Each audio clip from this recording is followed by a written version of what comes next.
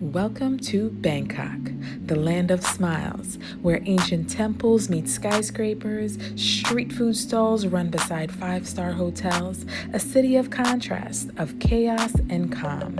They call it Sin City, but it's also one of the safest places on earth. This isn't just a destination for us, it's more than that. This is the beginning of a new life. Hey guys, and welcome back to another video. Guess where we are? In Thailand. In Bangkok. Yes. We finally got here. Finally, babe. After all of the months. Finally. We finally got here. Yeah. So we are finally here, and this has been a long time coming, right? But we are going to tell you today exactly how we got here. How we got here. Yeah. Right. Yeah. What we booked, how much everything costs, the planning, the steps. So if you're planning it, it could be a little smoother for you, you know? So let's get into it. All right. Yeah. Let's start with the flights, the logistics, all little detail. Yeah. You always do that too. That's his department, you know, getting everything together. Yeah. But so we flew from New York to Bangkok. From JFK. Yes. In New York and Queens on Qatar Airlines. Yeah. Now this was our second time on Qatar, but so we laid over in Doha, and it was about a 5-hour layover. About a 5-hour layover. Yeah. And the total time from JFK to Doha was 12 hours, with the 5-hour layover, and then 6 hours from Doha to Bangkok. Right. And can I tell you though, Doha airport is next level. Like they had a whole jungle, I swear, in the airport. But that was our second time taking Qatar, but we actually got a chance to like explore the airport. Our second time at Doha airport. Too. Yeah. Right. So the cost for that was $1,026 for 2 one-way tickets to Bangkok. Yeah. And we booked that 3 weeks in advance. Yeah. And we booked through Expedia. So, but yeah. And we also booked a flight to Vietnam. And that was about $327 because we're applying for the DTV visa next visa. month. So we're actually in Thailand for just 1 month. And then we fly over to Vietnam to get this visa. Because Right. you can't get the visa while you're in Thailand. You have to apply outside of Thailand. So when we get that, then we'll come back to Thailand. Right. And just so you know, if you're not a Thai national, you have to have a exit flight when you are entering Thailand, because now they make you fill out a Thailand digital arrival card. And when you're filling that out, it has a spot. And I think it's mandatory for you to fill out where you're going to, like your exit flight. So, and just make sure you do fill out that arrival card, because they were sending people back to fill it out. Yeah. Yeah. And you have to fill it out within 72 hours. Yeah, within 72 hours. So we also had to what? Change our phones. Yep. Yeah. So we set up Google Voice, right? We wanted to keep our US number, so we ported it to Google Voice, and that was $20 per line. So that ended up being $40. And it took 24 hours, I think, for both of us, right? It took 24 hours. And it depends on what carrier you have. So, but, you know, and to me, it was worth keeping our US number. I just wanted it to be streamlined. Google Voice, you can receive the 2FA, the verification codes from your bank and all this stuff. And it lets you receive calls and texts from America. You can call businesses. And it's kind of like an app like WhatsApp. But the difference is WhatsApp, the person has to be On WhatsApp. on WhatsApp. Google Voice, you can call anybody as long as you have Wi-Fi. Yeah, even businesses. Even businesses. Yeah, that's the good part of WhatsApp.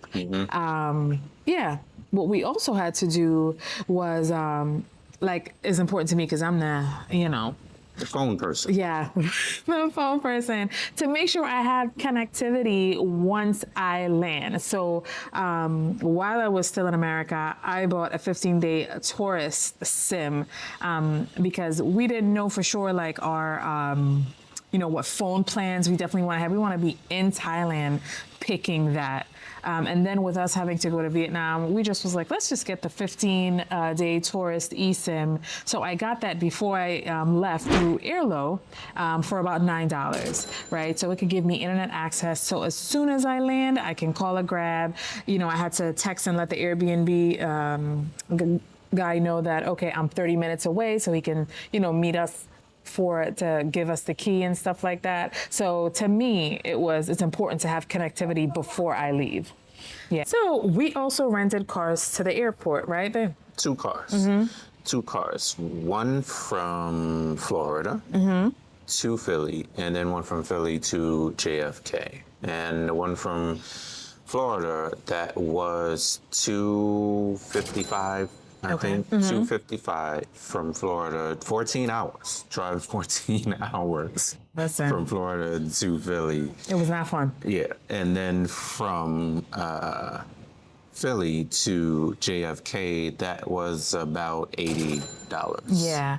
And just because our flight too was like 1 o'clock in the morning. Of course, we had probably family and stuff that could have taken us, but at 1 o'clock in the morning, you don't want to bother people.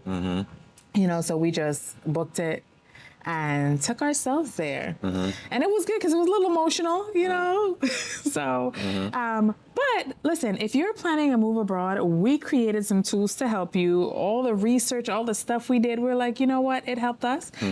We're going to help people with it. So we have the Before You Go, right? And that's if you're in the early planning phase. You're picking a country, you're not sure what to do, where to go. So this is the beginning guide. And then you have Go Time. When you're ready, you're going to be leaving in a couple months. This is the one for you. And if you're coming to Thailand, we have a Thailand relocation guide to tell you how to get here and what we did.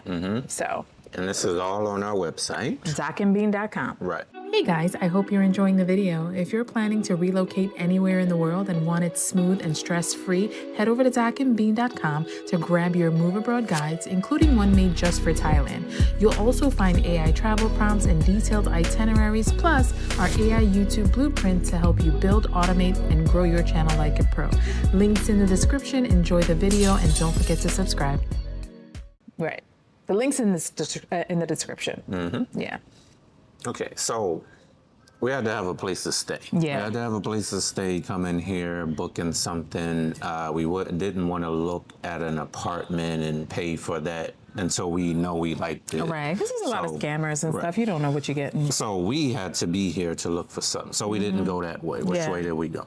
So we picked an Airbnb for our first 30 days, right? We checked into some service apartments and stuff like that, but and there was good deals. That's a way to go as well. We just didn't go that way. We also looked on a lot of the Facebook groups, like renting, housing. They have a bunch of groups on Facebook that you can check and see. But with those, it's to me like it's a little chaotic, and you have to have, most of them are 6 months to a year lease, and then they still want you to put deposits down. So if we're staying for 30 days and you have to give a deposit, it was just too much. So we went the Airbnb way. It was easier, and I can ask, the host a bunch of questions, which I did.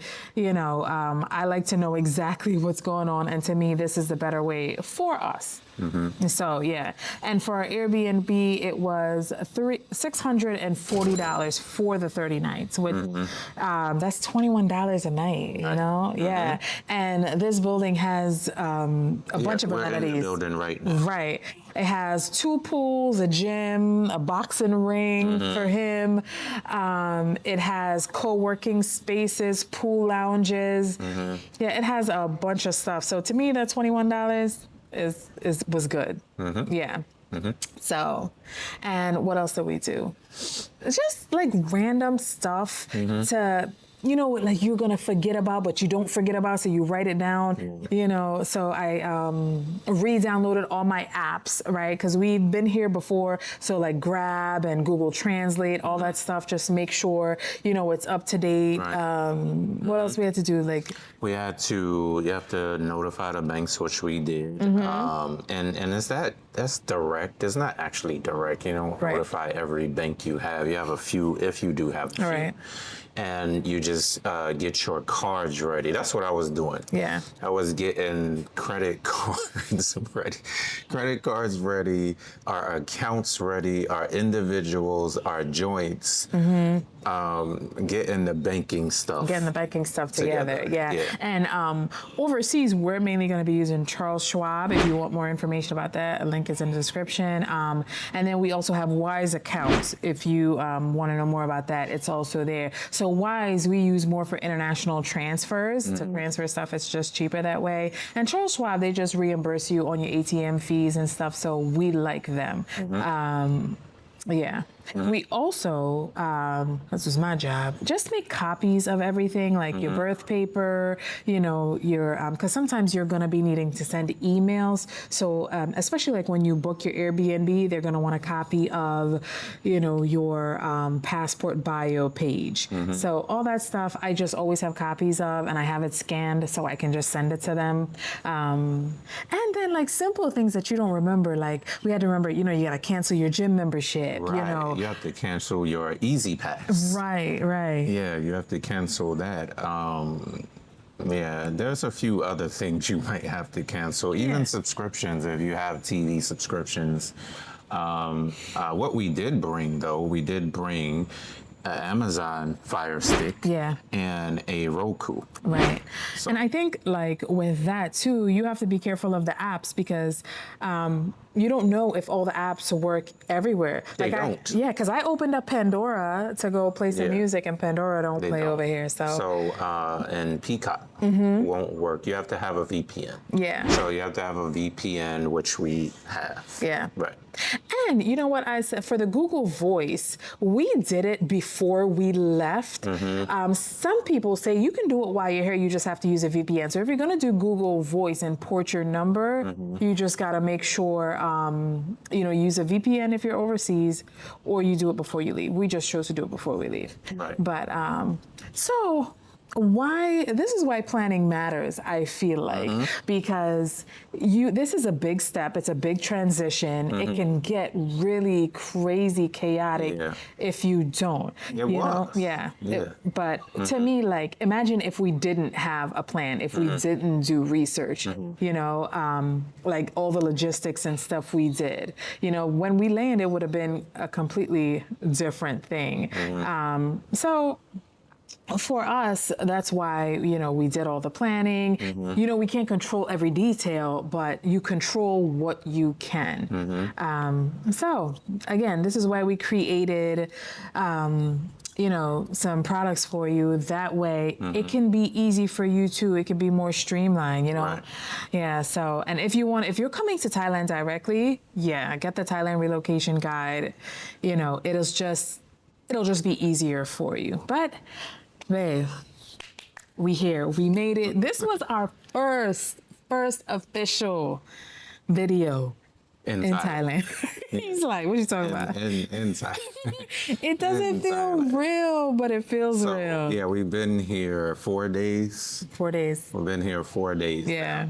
So we've been exploring the neighborhood, seeing what's going on. So and we're gonna show you the next video. We're gonna show you the Airbnb that we're at and the neighborhood. Yeah, we just got tons of video coming your way.